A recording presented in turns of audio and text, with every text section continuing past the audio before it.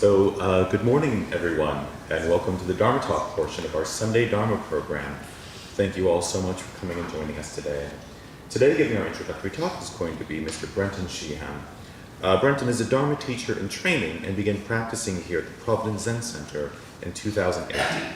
He works in information technology for a life insurance company up in Massachusetts. He currently lives in North Attleboro, Massachusetts, with his wife and two children, ages 8 and 4. And then answering questions going to today is our very own Zen Master Tan Gong. Zen Master Tan Gong, José Ramírez, is the co-guiding teacher of the Providence Zen Center here and the guiding teacher of the Delaware Valley Zen Center, which he helped found in the spring of 1999. He began studying with Zen Master Dae Kwang at the Providence Zen Center in 1994 and receiving his Inka full authorization to teach in 2009 and Dharma transmission from Zen Master Dae Kwang on April 1st, 2023. As an industrial statistician, he works closely with engineers and scientists to help them make sense of data, and he lives here in Rhode Island with his wife and with his daughter. So thank you all for your wonderful talks. Thank you. So, good morning, everyone.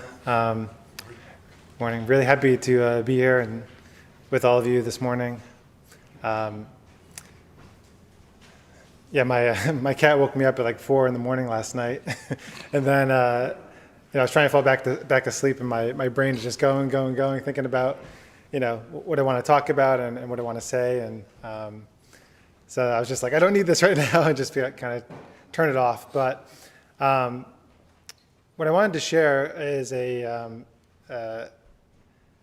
experience I had last month. I took my family to see the solar eclipse up in Vermont. And it was a very profound experience. Probably one of the top 10, I'd say, most impactful days of my life. And it's hard to communicate or hard to understand. Like if you haven't had that experience, if you haven't seen an eclipse yourself, you can't really grasp or understand like the significance of it. And I'm just curious, did anyone here go and see the full total eclipse? I don't see any hands raised. Okay. No? All right. So I kind of want to just explain the experience and kind of talk through what it was like, and then I'm going to try to tie it back to Zen practice. I'll make an attempt to do that. We'll see if I'm successful or not. So back in 2017, there was a total eclipse on the west coast of the United States. And I remember being outside, and you could see some of it from Massachusetts, but it was just a partial eclipse, right? So you're not in the full totality, which is where the moon actually completely blocks out the sun, and you can see the full eclipse. But in 2017, I remember, seeing the partial eclipse and being like, oh, I want to go. I knew one was coming in 2024, and I really wanted to see it. And I was reading about it, and I was hearing like, oh, this is an amazing thing. You got to go witness it yourself, and it's going to be on the East Coast, so you really need to go see it. So back in 2017, I put in my calendar in 2023, I'm like, book hotels, plan for the eclipse. You got to go see this thing. You got to go see it. So last year, my calendar notification pops up. It's like, plan for the eclipse. Go see it, make plans, book hotels. And me being how I am, I procrastinated, and I hit snooze on it, or I looked into some hotels, and they were like really expensive, and they were like $700 a night or $800 a night, and I was like, I don't know. Let me think about this some more. But I still really wanted to see it. I was like, I want to do this, but I'm just not sure yet. I didn't commit to going to see it. So fast forward to about a month, 2 months ago, back in March. I started wanting to plan to go see the eclipse again. I'm like, I got to figure this out. I want to go see it. I'm looking, all the hotels are booked, and prices are even more expensive now. It's like $800 a night, but I still wanted to see it, right? And I kept looking, I kept trying to find hotel cancellations, and eventually, like 3 days before, last minute, I kept searching. I was all day long, I was searching, trying to find a hotel. Finally found 2 different hotels, 2 nights. Got my wife on board, because she didn't want to just drive up the day of. She was like, there's going to be too much traffic. We have 2 young kids. The kids aren't going to want to sit in the car for hours and hours on end. Anyway, so everything aligned. I paid way more than I wanted, booked the hotels, And so we committed to going to do that, and I took the family up, and we saw the eclipse. We went up to Stowe, Vermont, and I kind of want to explain like what happens during the eclipse.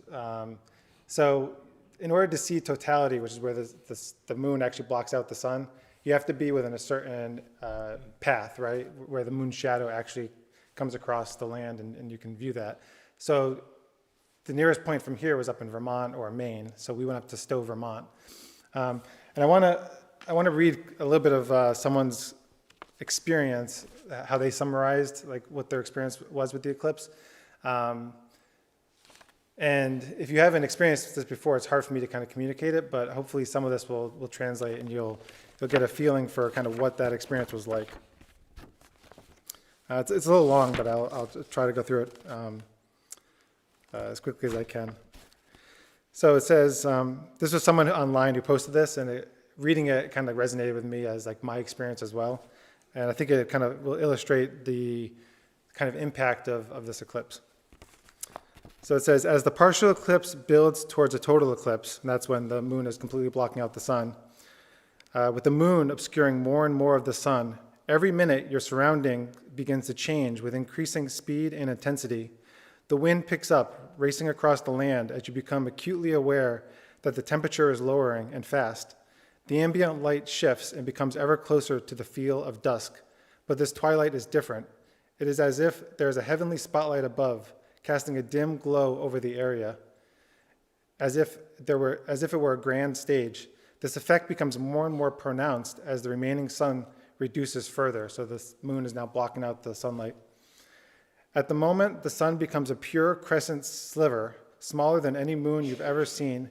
Your body starts to instinctively react to the imminent event.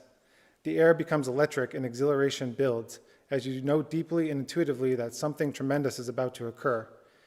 You also come to the realization that nothing can and nothing will prevent the impending and incredible sequence that is about to unfold. The sun wanes nearing totality and breathes a flash of light at the outer edge like an explosion. This is the last vestige of sunlight, about to be covered by the moon. It swells bright and shimmering and then collapses in on itself, disappearing just as it came. Your senses are about to be thrown into pandemonium. The light of day that once surrounded you is cast away in a manner like a dimming light switch, extinguishing a light bulb. Darkness descends and envelopes everything around you, save for the horizon, which glows a beautiful orange and red gradient in every direction. So this is something I didn't know, but there's a 360-degree sunset as darkness falls, as the eclipse happens, and it's just this most beautiful sunset you've ever seen in every direction you look.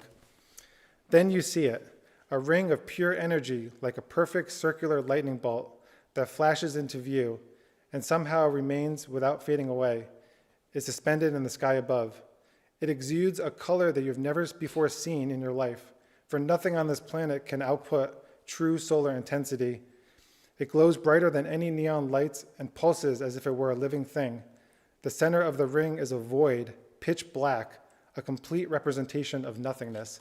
So this, when the moon goes in front of the sun, it's just this absolute blackness, this darkness, like darker than the night sky, darker than any darkness I've ever seen before. A ring of radiant energy seemingly appears larger in the sky than any sun or moon you've ever witnessed. Extending out of the ring are beautiful wisps, like perfect strands of flowing silk, fanned out on top of still water. So this is the prominence of the sun that kind of radiates around it. The scene you are now part of is so foreign, it feels like you've been teleported to an alien planet. The eclipsed sun, without any direct angular light reaching your location, completely overpowers and dominates both the moon and the earth. But it does not stop there. It overpowers you. The experience becomes shatteringly emotional and visceral. It makes you cry tears of joy and excitement, and out of nowhere. They're simply drawn out of you by the sheer grandeur and spectacle in the sky above. So, in our school, we talk about having don't know mind or clear mind, right? And that's no thinking mind. So when as you watch this eclipse happen, and as I watched it happen with my family, and we were surrounded by other people in the field, we were in this nice field, right? your mind is just, in that moment, you can't process what you're seeing. It's just the majesty of it and the splendor of it. It just, and you just take it all in, right?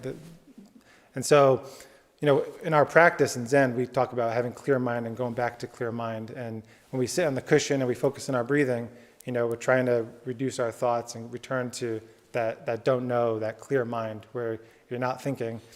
And it was just such an incredible event that was able to trigger, this don't know mind. And for me, again, it's like I felt this connection with something greater than myself during the event. And whatever you want to call it the divine, you want to call it Buddha nature, God, the universe, right? In order for the moon to align and all the circumstances of that, it just drew out this kind of feeling in me that there's something much larger, right? That something larger than just me in a body, as a human being, right? There's something, again, something divine kind of in this event. And I guess what I would say to that also is that, because you might be thinking, okay, this all sounds great, but how does it, we missed it, the solar eclipse happened, the next one is in a couple of years and you have to go to Portugal to see it, and then there's another one in 4 years, there's one that's going to last about 6 minutes. This whole thing only lasts 3 minutes, by the way. So you really need to be present for it, right?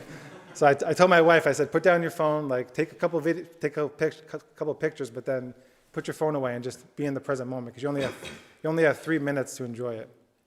Anyways, the next one is there's one in Egypt in 2028 that's 6 minutes long. It's going to be one of the longer ones. But how does this relate back to our practice and all of you sitting here, you say this sounds lovely, but how does it kind of impact me? And I guess what I would say to that is each moment, each moment in our lives, each tree, each flower, each smile contains that essence, that divine, that Buddha nature. And so you don't need to go to Vermont, you don't need to go to a field and witness a total eclipse to experience that. It's right here, it's right now, it's in each of us, it's in everything around us.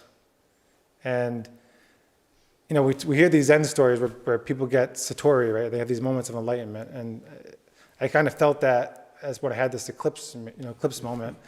But it's hard to relate to some of those stories if you haven't gotten enlightenment, if you haven't had those experiences, right? And so when we sit on the cushion, we sit maybe hoping to get some kind of experience, or get a glimpse of that divine or that Buddha nature, that whatever that is. I don't know. I don't know exactly what that is yet, but we hope to get that. We hope to get a glimpse of it, right? And so we sit, we meditate, we try to put down our thoughts and go back to clear mind and go back to our true nature, to try to understand our true nature, which is what that really is.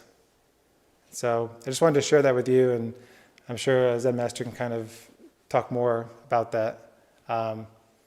But have faith that you can experience those moments, and that you can find that within yourself, and you can find that, look at that tree as you leave, look at that beautiful tree outside blossoming on this rainy day, and you'll see it. You'll get glimpses of what I'm talking about.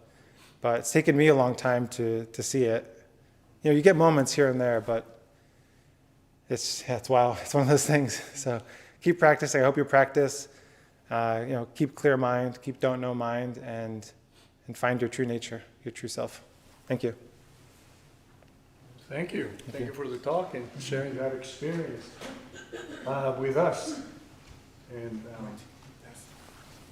it's all very interesting because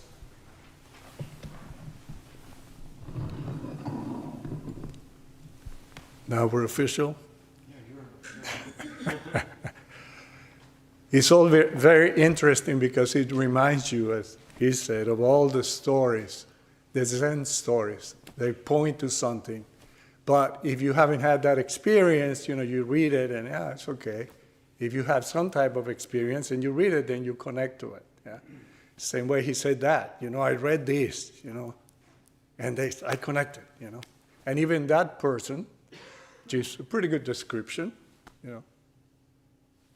But this person is using all these metaphors, trying to explain something, It's kind of dusk, but it's not quite like that because, So they give you glimpses of what's going on. Yeah? And it's interesting also, he said that, we have 3 minutes just to watch that, 3 minutes. Yeah. But actually, it's shorter than that. You heard that many, many, many, many times here. We keep saying it. All we have is this moment right now. I'm talking, you listening. Some of you are nodding. Some of you are maybe spacing out. Yeah, okay, there you go again with that moment thing. But that's it. It's just this moment. That's all we got. Okay? That's all we got. And if you're here at this moment, then you can have the same experience. Yeah? And notice you also use all these words, mystical words, spiritual things. Yeah? It's a moment of awe. Yeah? You have those moments. Yeah? No words, it's just awe.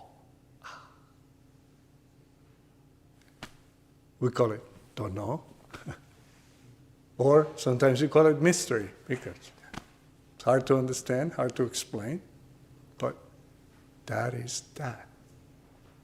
So it's very simple. It's just now. He just said, you can go out and beautiful trees are blooming, big pink flowers. Wow. Next thing you know, they'll be gone. Yeah? So it's just that. It's wonderful. It's wonderful. Yeah. Any questions?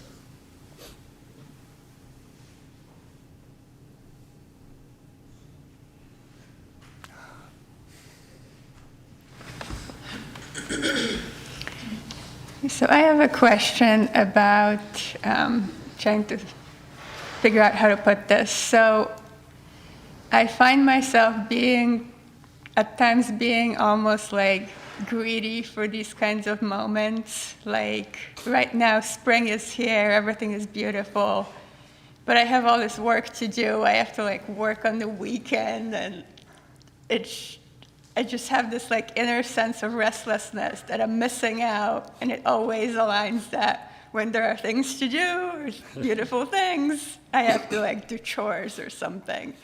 So how do I deal with that restlessness and appreciate the moments that I do have? Yeah.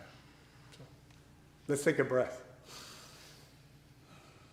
Are you missing out right now? No, but I still have that feeling.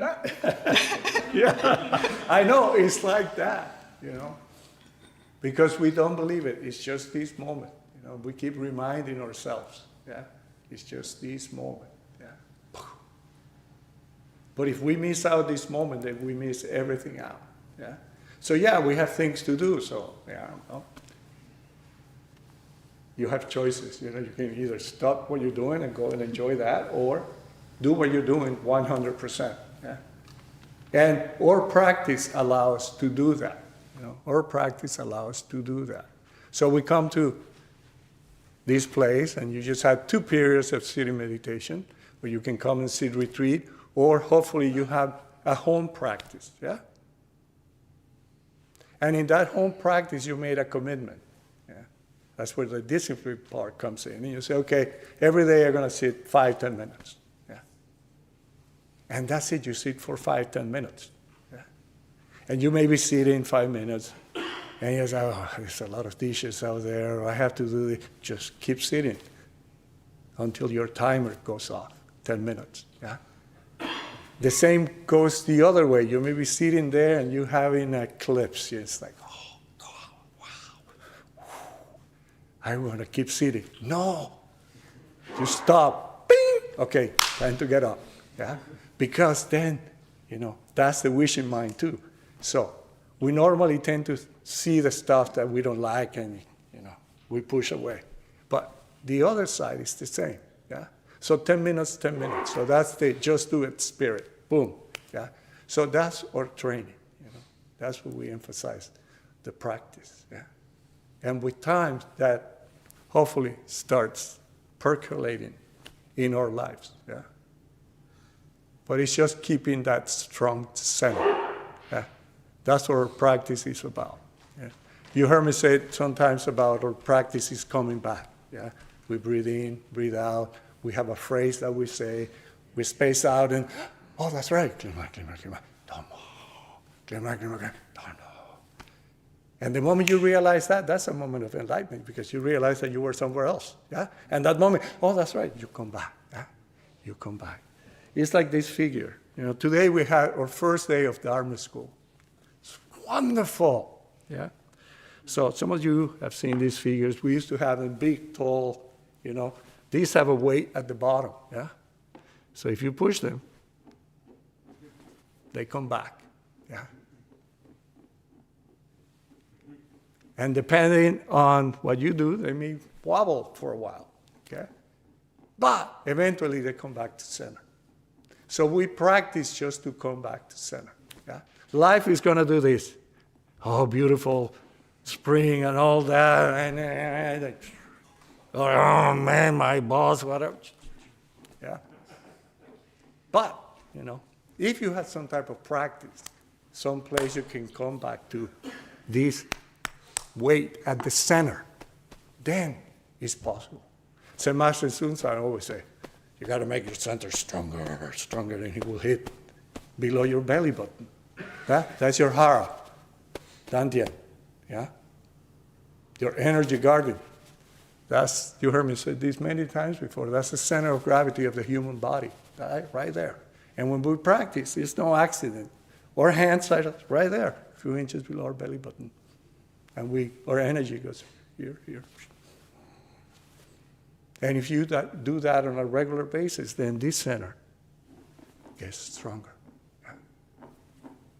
And maybe you come back to center a little faster. Yeah. Yeah. That's that piece.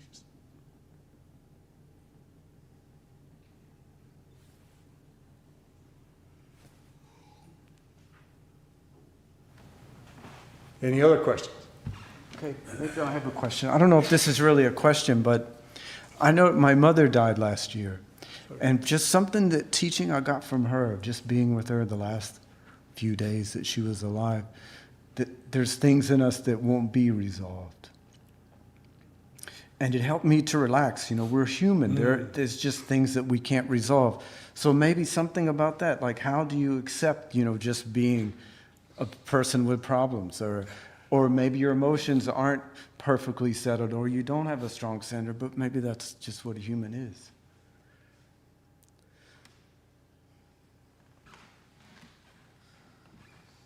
Yeah, so that's the human condition. Where we come from, we don't know. When we die, where we're going to go, we don't know. Yeah? Yeah? And that's interesting. Yeah, some things may not be resolved. And our practice, too, is being comfortable with this not knowing. Yeah?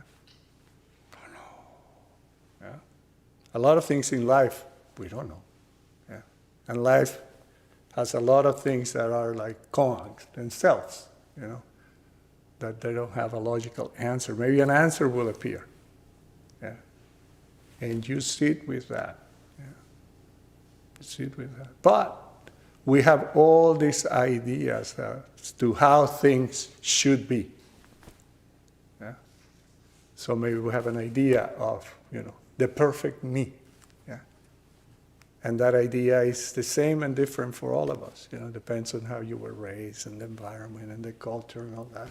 Yeah? Even within the Zen stuff, yeah? We have those ideas. We have a group of monastics visiting from China and the East, and they arrived yesterday, so we had a nice session with them, and some of them are in the back. Hi.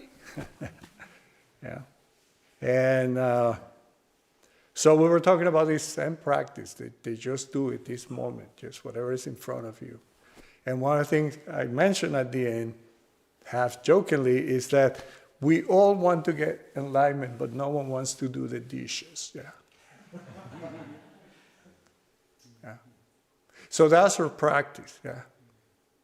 Doing the dishes. Yeah.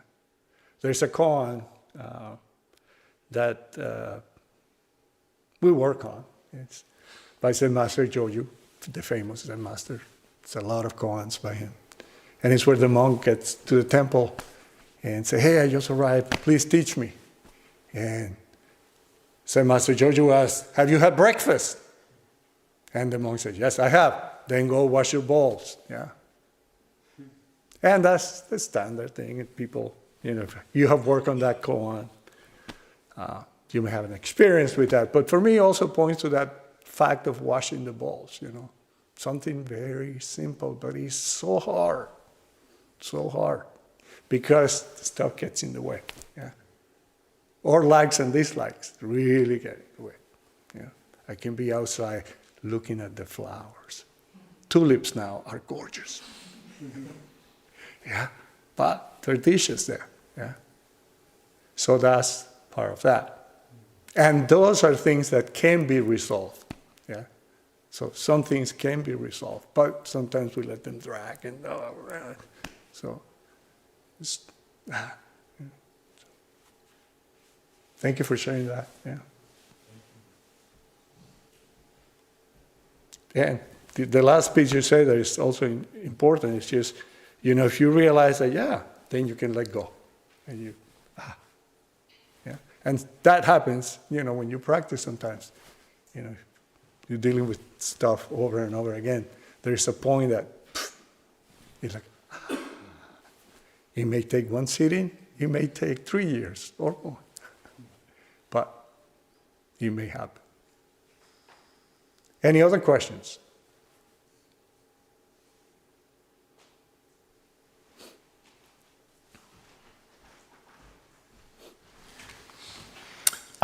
What is the end goal of Zen practice? Like, where are we going?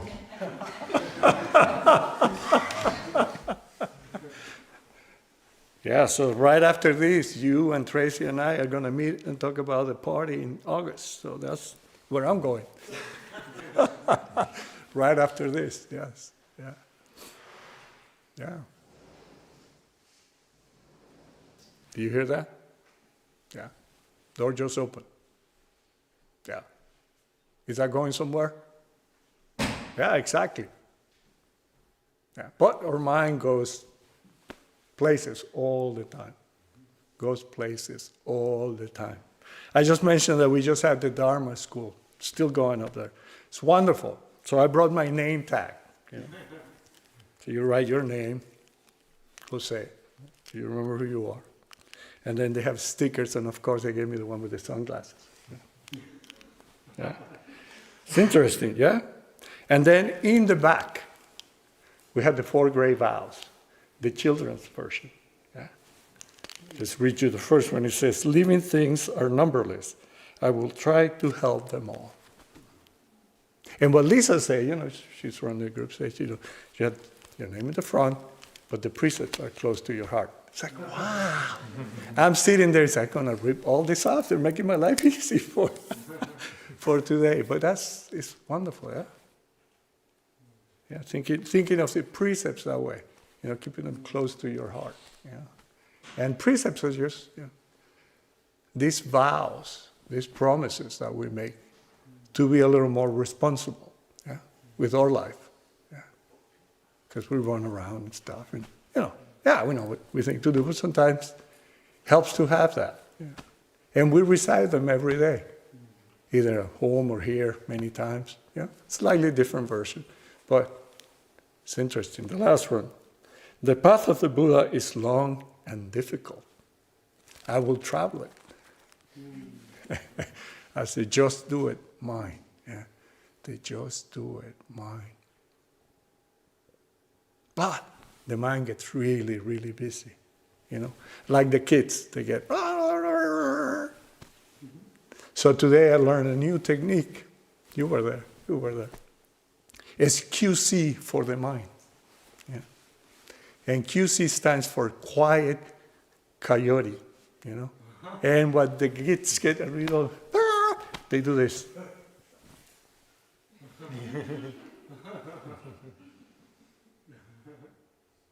And they know they have to. And quiet down. It's beautiful, yeah? Yeah? And they all know it, they just go. And some of them will. And you see it, oh, okay, yeah. Yeah, it's a little reminder, oh, okay. All practice is like that, you know. This clear mind, oh, okay, sure. And go back. Yeah, so it's interesting. So the QC, I call it the quality control for the mind, you can apply that, you know. I tell people now you're going to see the adults when they come out of the Dharma room, they're all going to be going like this. So yeah, so it's very interesting, you know, to see that with the children and how they understand that sometimes, yeah, you calm down. Yeah. Any other questions?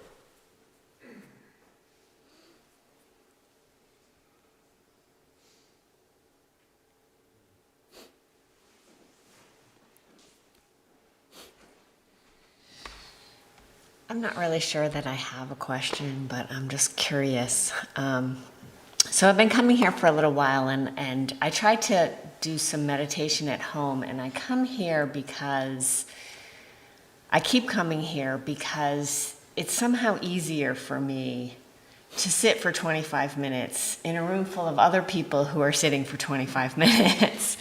And I think it has something to do with the energy of that. And I've been contemplating a lot about energy, but now I'm starting to sort of wonder, how does the concept of ambiguity connect here, right? So what do you think about, like, are we supposed to be embracing ambiguity, or how does this, okay. Yeah, that's your answer right there. I know. So part of the question was, you know, we come here to sit with other people because it's easier to sit here 25 minutes, you know. You mentioned energy. You mentioned that you have a practice at home, which is very good. You know, to have to try to have something regular. And then dealing with ambiguity. You know, there's several things, layers in there. So yes, it is easier to practice with other people. That is Sangha. And we're lucky that we have this Sangha. I've been coming here for a long time. Yeah. And yeah, you can practice at home. It takes some discipline. Yeah. At the beginning it's a little hard, but you know, discipline yourself, you can do it. But sometimes it's hard. Yeah, it's like, really again. Yeah. But if you come here, yeah, it is easier because other people are sitting. And you're thinking, oh man, look at all of them. They're like, whew. They're really together, really have it. And they're thinking the same thing about you. Yeah, but you're in silence, you're helping each other. Yeah. One of the wonderful things about retreats that still amazes me after all these years, during our retreats, at the end of a retreat, we have something called the circle talk. And that's an opportunity for people to share what they have experienced during the retreat. Yeah, or you cannot say anything. Yeah. But one of the things that always surfaces, and this is a retreat, you know, you're in silence. You're interacting with other human beings not in a normal way, which is doing stuff, you know, having fun or whatever. Just silent. But it's always this sense of gratitude appears. I'm grateful for this, for that, for everything, you know. And if you had sat retreat, you know what I'm talking about. You had that experience of the eclipse. You know, I can tell you it's like this, like that, but, you know, if you haven't sat retreat and had that experience, then it's something else. You cannot get it. Yeah. And that is our practice. Our practice is about experience, this moment. Because no one can experience that for you. I'm here talking, and for some of you it may sound, oh, that's great, wow. But until you make it yours, it won't be your experience. It will be my interpretation of the experience I had. But even the experience I had, you know, I had to put words into it and use whatever metaphors I have to try to explain it. Yeah. Sometimes words are good and we have some words that can sort of capture some of that. But sometimes we just hit the floor because we have no words for that. Yeah. So yes, practicing with people helps, and that's why we have the Sangha, and that's why we have retreats, and we have all that, and we encourage people to come and do it. And that's what Zen Master Sun San used to call together action. Together action. Very nice. Concise. Not even a phrase, 2 words. Yeah. Together action.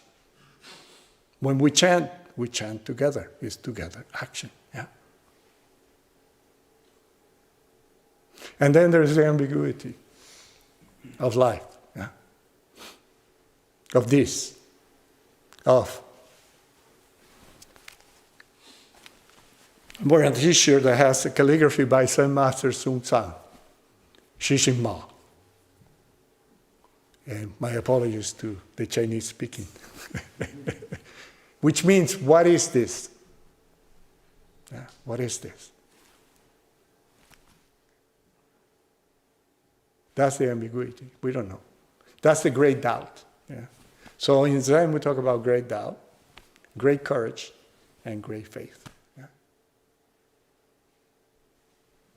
So, yes, we live with that ambiguity, but we have the courage to just do it, to use our karma and do it.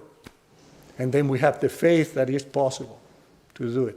He used that. He said, have faith, another eclipse will come and you'll be able to see it. Yeah, that sounds like Zen stuff, yeah. But the courage is that thing that allows us to build a bridge between the faith and the doubt. And that's our practice. The courage means just do it. Just do it. That's another way of putting it. Yeah, but you need courage. Again, no one can do it for you. You need courage. First thing in the morning, if you practice in the morning, it's like, okay, yeah, time to get up. Jump out of bed. And go. Sit. Yeah. And, that's the practice we do when we go to retreats. We hit that tuk-tuk, okay, got time to go see it again. But part of that also, at least for me, requires some honesty and being humble. Honesty with yourself. Yeah? It's hard to find honest people. It's even harder to find people that are honest with themselves. So it's having that honesty, yeah. Some things won't be resolved. Or, yeah, I'm stuck here. I'm doing this. Or I'm, wishing that I can go and see the flowers. Whatever. Yeah, okay, yeah. That's what's going on right now. And humility. Yeah. Part of that. Don't know. Yeah. Yeah. Being able to perceive that. Yeah. And it's just the same thing that we teach all the time. Yeah. But we have that. I think it was Pema Chodron that said something about being comfortable with not knowing. Yeah. That's something that you develop with practice. Yeah. That. Yeah. And koan practice, or koan in Japanese, and it's part of that, because it's just a technique, but it's a process that allows you to face your fears, your weaknesses, your hang-ups, whatever. Because, you go to an interview and there's a person there that supposedly have answers. And as Zen Master Bonhei Judy Roitman said, in a recent talk, it's not that you're having a regular discussion with someone and you're going to, argue a point. It's a question. Does a dog have Buddha nature? You give an answer and they say, nope, next. That's it. It's interesting. But with time, if you're honest with yourself, then you can see, oh, maybe I want the teacher's approval. What's wrong with me? I was an A student, and now...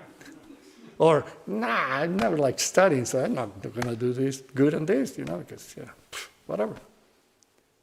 Or you go and start intellectualizing the stuff and trying to figure it out and Googling this, Googling that, reading all the books about koans and commentaries. Maybe. But if you're honest with yourself, you can see all those things. So for me, the beauty of that process of koan practice is seeing that process. And with that, then you get some confidence. Yeah? And then you begin to trust yourself. Because part of that stuff is that we don't trust ourselves 100%. We don't. We don't trust ourselves. I just say we don't believe that this is it. This moment, that's all we got. You heard that? No, that's it.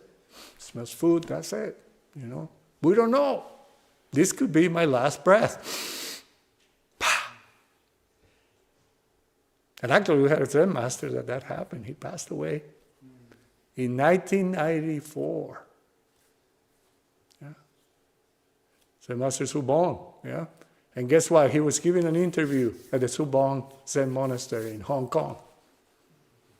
And then this person was a young girl, I think. She gave an answer, and it was literally his last breath. Boom, he passed away. So you never know. You never know. We rely on our previous experience and all that, blah, blah, blah, but you never know. It's like the eclipse is very interesting, Rationally, we understand that it's the moon and the stuff, but if you pay attention to what you said and what you read, it's like your body starts, oh my God, it's getting to be night and stuff. I mean, all these systems are like, it's interesting. Like sometimes koans are like that, like the whole machinery up here is like, Yeah. And yesterday I also shared with the group this phrase. You heard me say it many times. This question that for me is very interesting. That points to the direction of our practice. Yeah. Why do you eat every day? Yeah. This thing, what is this? Yeah. Why do you eat every day? Yeah, you can answer it many ways. Yeah, I like food, or I need food to survive, or this and that, blah, blah, blah. But, yeah. Do you come for an interview? Yeah, that's okay. But finding the answer to that question gives you a sense of the direction of our practice. Yeah. And people, when they take precepts, we had a precept ceremony at the beginning of April. Yeah. It's nice. Yeah. And we had the 5 precepts and 10 precepts and 16 precepts. And someone took bodhisattva precepts, a whole bunch. Yeah. But precepts are just this pointing to direction, not for me. Yeah. It's more what and for whom. Yeah. That's the direction of our practice. What and for whom. Why do you do what you do? And for whom? Zen Master Sun Sang used to say, attain enlightenment, then help all beings. Yeah. Or, gain some wisdom from your practice, from your life, and then do something. Yeah. Do something. Yeah. Sometimes we just get wisdom and don't do much, but sometimes put it into action. Yeah.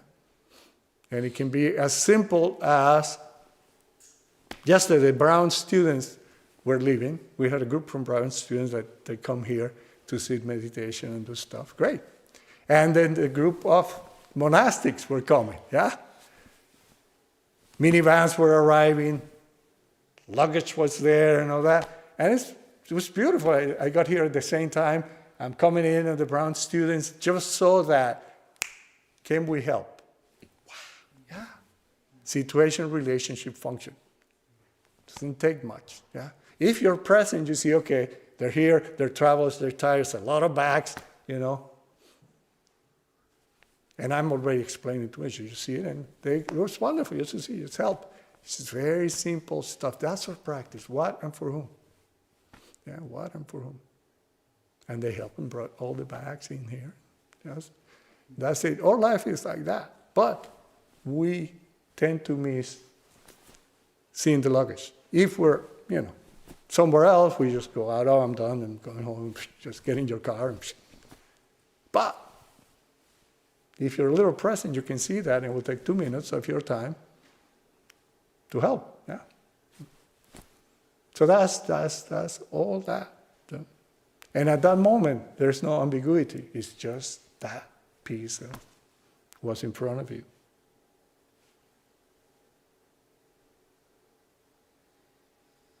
So I want to thank you all for coming and practicing together. Yes, practicing with people helps,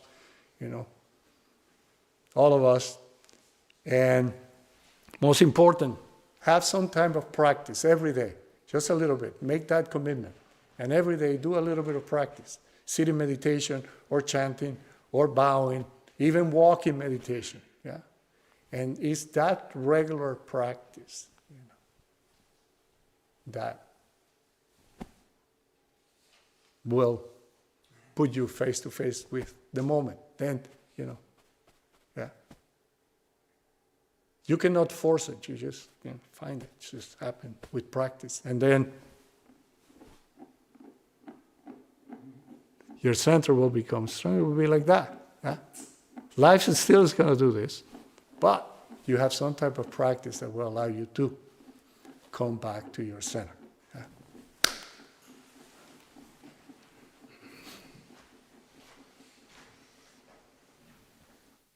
So thank you both for your talks today. Just a couple of announcements to go ahead and wind us down. First, we offer practice every single day here in some way, shape, or form, as well as monthly retreats.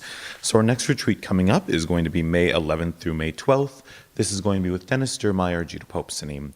Our meditation retreats are a wonderful opportunity for you to deepen your practice and really do that inner work to understand who you are, as well as with one-on-one interviews with our guiding teachers for those retreats. So please consider coming and joining us. You can come for one day or both days. I strongly recommend both days if possible, and if so, you'll be afforded a room here where you can stay overnight and really, really settle into the practice. Practice is always free. Electricity and our many programs are not. So if you would like to help support us, we do gratefully accept donations towards all of our teachings and our talks and everything that we offer here, including our refuge recovery meetings, Tuesdays at 7 p.m. at night. So if you or a loved one are struggling with addiction in any way, shape, or form, please consider coming and exploring refuge recovery. Finally, we do also very gratefully accept volunteer hours. So if you'd like to help support us that way, we have a small sheet at the entrance where you can sign up to donate your time and energy to whatever your situation allows. Maybe help us clean a room after a while, donate to do some cooking, whatever is best for your situation. So I want to thank you all again for coming, and I'll see you all next Sunday.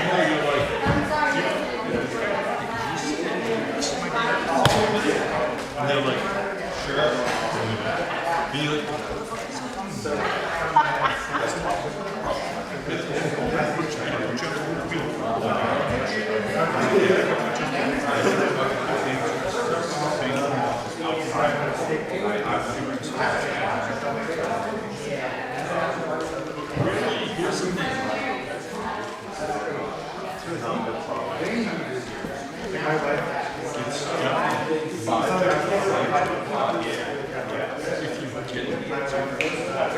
There's no celebration.